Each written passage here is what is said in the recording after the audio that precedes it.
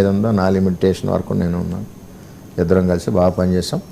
ఇది నా ఒక్కడి వలన గెలిపని కాదు, ఆయన ఒక మంచి సినిమా యాక్టరు, పేరున్న సినిమా యాక్టరు, అదొకటి బాగా ప్రజలకు పనిచేసింది. దాంతోడు కూటమి బలం, ఈ రెండు బలాలతో భారీ మెజారిటీ రాష్ట్రంలో మొదటి స్థానంలో పవన్ కళ్యాణ్ గారికి వస్తుంది. 2014 మళ్ళీ రిపీట్ అయిందా? మీరు మాట్లాడుకున్నప్పుడు ఆ రోజు ఇలా కలిసాం మనం అని ఆయన గుర్తుపెట్టారా? చెప్పారు. ఆయన గుర్తుందా? మీరు నేనే కదిపాను 14లో సార్ కలిసాను. అదంతా గుర్తుంది ఆయన? గుర్తుందా కూడా ఆయనకి స్ట్రైక్.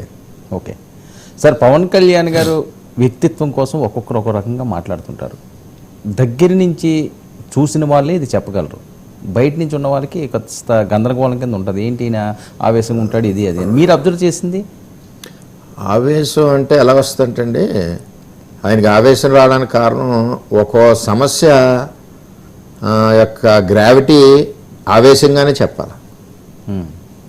ఇప్పుడు ఎక్కడో మొత్తం ఊరంతా కాలిపోయి రైతులందరికీ 400 కోట్లు నష్టం అయిందనుకోండి, నవ్వుతా రైతులకి 400 కోట్లు నష్టం అని చెప్పలేడు కదా. దానికి ఆ బాధ మనసులోంచి వచ్చేటప్పుడు ఆ ప్రజెంటేషను, ఆ ఫేస్లో, ఆ ఫీలింగ్లో ఆవేశం, ఆ బాధ టోటల్గా ఆ ఫేస్లో కనపడాలి. కనపడితేనే ఆ లీడర్ ఆ బాధను అర్థం చేసుకున్నట్టు. ఆ ఫేస్లో ఫీలింగ్ రాలేదనుకోండి, ఆ బాధను స్పోర్టివ్గా తీసుకున్నట్టు లెక్క నా ఉద్దేశంలో. ఓకే, ఒక్కొక్క సమస్యని ప్రజెంటేషను నవ్వుతా చెప్పగలం, ప్రజలు రిసీవ్ చేసుకుంటారు. ఆ సమస్య గ్రావిటీని బట్టి పవన్ కళ్యాణ్ గారు ఆవేశంగా చెప్తున్నారు. అలా చంద్రబాబు నాయుడు గారు కూడా చెప్తారు. అంటే ఇంత ఆవేశంగా చెప్పరు, ఆయన స్వరంలో మార్పు వస్తుంది. ఏ లీడర్ అన్నా గ్రావిటీని బట్టి ఆ ప్రజెంటేషన్ ఉండాలి. ఆవేశం ఆవేశం అంటున్నారు కదా, ఇప్పుడు ఒకసారి ఆవేశం అన్న లీడర్స్ అందరూ రాష్ట్ర వ్యాప్తంగా ఆవేశంలో మాట్లాడిన వర్డ్ ఏంటో ఒకసారి రివ్యూ చేసుకోమనండి, కరెక్ట్గా మ్యాచ్ అయిపోద్ది. ఓకే, ఇప్పుడు ఎక్కడో ఆడపిల్లల్ని కిడ్నాప్ చేస్తారు, ఆవేశం లేకపోతే అలాగా నవ్వుతూ చెప్తాం మనం. చేత ఏంటంటే ఆయన స్టైలు అది వేరు. అందరు లీడర్స్ దాన్ని రకరకాలుగా వాయిస్ పెంచి ఒకళ్ళు చెప్తారు, ఒకళ్ళు మొఖంలో హావభావాలు చేస్తారు. పవన్ కళ్యాణ్ గారికి వచ్చిన ఇదేంటంటే తట్టుకోలేరండి, దాన్ని బయటికి ఎక్స్పోజ్ చేసే విధానం ఆ విధానంగా ఉంటుంది. ఇంకా చాలామంది చెప్పడం అంటే అలాగే ఇలా అనుకునే వాళ్ళందరూ అసూయతో మాట్లాడాలి తప్పితే, నేను ప్రయాణించిన సమయంలో ఎక్కడా కూడా ఏమిటి అసలు ఇలా ఉన్నారేంటని కూడా నేను ప్రశ్నించుకున్నాను. అంత స్మూత్గా, అంత సంస్కారం, సంప్రదాయం అన్నీ కూడా ఆయన దగ్గర ఉన్నాయి. అన్ని విధానాలు ఆయన దగ్గర ఉన్నాయి, అంత పద్ధతిగా ఉంటాయి. ఆయన్ని పదే పదే పర్సనల్ లైఫ్ని అటాక్ చేస్తూ ముఖ్యమంత్రి స్థాయి వ్యక్తులు కూడా మాట్లాడడం, ఏమైనా బాధపడ్డారు మీ దగ్గర? అలాంటి ఏమైనా పర్సనల్గా ఇది వదిలేయండి, ప్రచారాలు ఇవన్నీ ఆయన వ్యక్తిత్వం, పర్సనల్గా ఎప్పుడైనా బాధ? ఇప్పుడు ఆయనకి బాధ ఉందండి. ఇప్పుడు మా భార్య ఉంది, ఇప్పుడు రాజకీయాలకు సంబంధం లేదు, ఏదో ఎలక్షన్లో ఎలాగ వస్తారు తిరగడానికి, సంబంధం లేని వాళ్ళని పాలిటిక్స్లో తీసుకురావడం చాలా తప్పు కూడా. ఎవరన్నా సరే మన సోదరితో సమానం. ఇప్పుడు ఆయన ఫ్యామిలీ ఎవరో కూడా, ఇప్పుడు జెంట్స్ వచ్చారు తప్పితే ఆయన మిస్సెస్ కానీ ఎవరో కూడా పాలిటిక్స్కి వచ్చిన దాఖలాలు లేవు కదా. రానప్పుడు మనం వ్యక్తిగత విషయాలు రోడ్డు మీదకి లాగడం కూడా చాలా తప్పు. వీళ్ళకే కదా అందరికీ బాధగా ఉంటుంది. మరి ఆ విధంగా ముఖ్యమంత్రి స్థాయి మనుషులు అంటే అసూయ. ఇంక ఏమనాలి, అతని దగ్గర ఏమీ లేదు, ఏదో ఒకటి విమర్శించాలన్నప్పుడు ఏదో ప్రజలు ఎందుకు తీసుకుంటారు? చట్టాలు ఉన్నాయి. ఎవరన్నా ఏదన్నా చేసుకున్నా చట్ట ప్రకారం ఉంటుంది కదా. చట్టానికి వ్యతిరేకంగా ఏమైనా చేస్తే తప్పు అవుతుంది.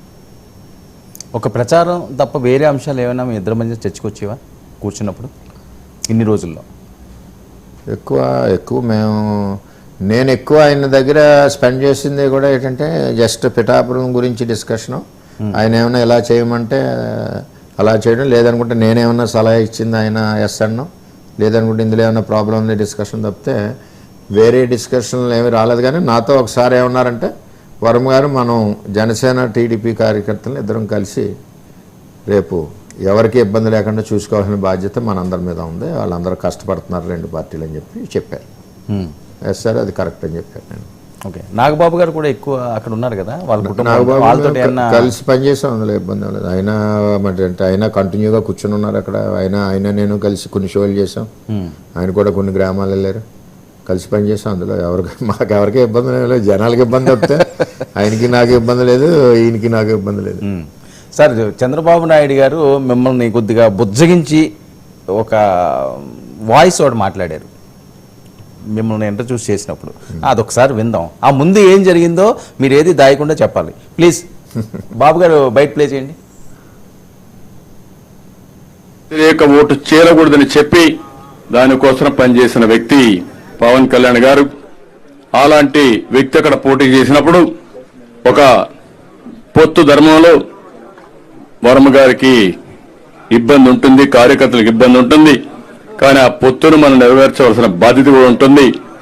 నేను అందుకే వారికి ఒక మాట చెప్పాను, మీరు ఎమ్మెల్యేగా రాలేరు కానీ ఆ నియోజకవర్గం తరపున మొదటి విడత లిస్ట్ లో ఎమ్మెల్సీగా వారే ఉంటారు. శాసన మండలికి వస్తారు. శాసన మండలికి రావడమే కాకుండా రేపు భవిష్యత్తులో నాకు కూడా కొంత బాధ్యత ఉంది, క్షత్రియులకు న్యాయం చేయాలి.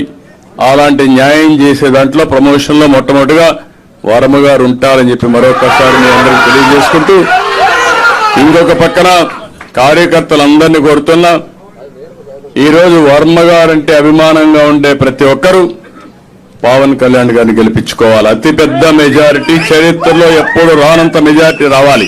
ఈ ప్రభుత్వ వ్యతిరేక ఓటు చేరకూడదని చెప్పి దానికోసం పనిచేసిన వ్యక్తి పవన్ కళ్యాణ్ గారు. అలాంటి వ్యక్తి అక్కడ పోటీ చేసినప్పుడు ఒక పొత్తు ధర్మంలో వర్మ గారికి ఇబ్బంది ఉంటుంది, కార్యకర్తలకు ఇబ్బంది ఉంటుంది. కానీ ఆ పొత్తును మనం నెరవేర్చవలసిన బాధ్యత కూడా ఉంటుంది. నేను అందుకే వారికి ఒక మాట చెప్పాను, మీరు ఎమ్మెల్యేగా రాలేరు కానీ ఆ నియోజకవర్గం. వర్మ గారు ఇక్కడ మీరు క్లారిటీ చేయాల్సింది, ఆ విజువల్ అలాగే ప్లే చేయండి. మీరు ఏంటి అక్కడ ఒక నవ్వు లేదు, ఏం లేదు, చాలా సీరియస్గా ఉన్నారు. అంతకుముందు ఏం జరిగింది? క్యాడర్ అంతా కొద్దిగా ఇబ్బంది పెట్టారా? క్యాడర్ అందరూ వెళ్ళాం కదా, ఆ రోజు ఇబ్బందికరమైన రోజే కదా మరి. నేను దాని ముందు పురుషోత్తపట్నంని ఏలేరు ఫేస్ 2 అడిగాను. ఓకే. వర్మ గారు ఏ చెప్తా అవన్నీ చేస్తామని చెప్పారు. సో మీలో అది కనిపించట్లేదు. సరే హామీ ఇచ్చారు అన్న ఫీలింగ్ అయితే కనిపించట్లేదు. అంటే ఏదో కోల్పోయామన్న బాధ ఉంటుంది కదా సొంత నియోజకవర్గం. వీళ్ళందరినీ కూడా నేను అవేళ సముదాయించాలి కదా, టెన్షన్ అన్నీ ఉంటాయి కదా, మరి అందరినీ సముదాయించాలి. చంద్రబాబు నాయుడు గారు మాట్లాడిన రోజు సాయంత్రంతో మా కేడర్ మేమందరం భోజనం చేసి మధ్యాహ్నం భోజనం దగ్గర మాట్లాడుకున్న దాంతో సాయంత్రంతో ఎపిసోడ్ క్లోజ్ అయిపోయింది మరి. ఓకే. ఎపిసోడ్ నెక్స్ట్ ఎపిసోడ్ ఏం స్టార్ట్ అయింది? చంద్రబాబు నాయుడు గారి ఆదేశాల ప్రకారం జనసేన పార్టీ అధ్యక్షులకి 100% గెలిపించే విధంగా పనిచేయాలి, ట్రాన్స్ఫర్ అవ్వాలి ఓటు అన్నది ఒక నిర్ణయానికి వచ్చాం. ఓకే. ఆ మరుసటి రోజు నుంచి మేము పార్టీకి పనిచేస్తా ఉన్నాం. దీన్నే కిందకి ఎడ్యుకేట్ చేసుకుంటూ బీసీలు కానీ టైం పట్టిందా బాగా? కొద్దిగా ఒక వారం 8-9 రోజులు పట్టింది. రాత్రి రోజు 11-12 అయ్యేది. ఒక నిమిషం వర్మ గారు, తెనాల నుంచి శ్రీనివాస్ ఒక పబ్లిక్ కాల్ ఉన్నారు. శ్రీనివాస్ గారు నమస్తే. నమస్కారం అండి. చెప్పండి శ్రీనివాస్ గారు. వర్మ గారితో మాట్లాడండి. మాట్లాడండి. వర్మ గారు లైన్లో ఉన్నారు. శ్రీనివాస్ గారు మాట్లాడండి. వర్మ గారండి నమస్కారం అండి. నమస్కారం అండి. బాగున్నారండి? బాగున్నాను సార్.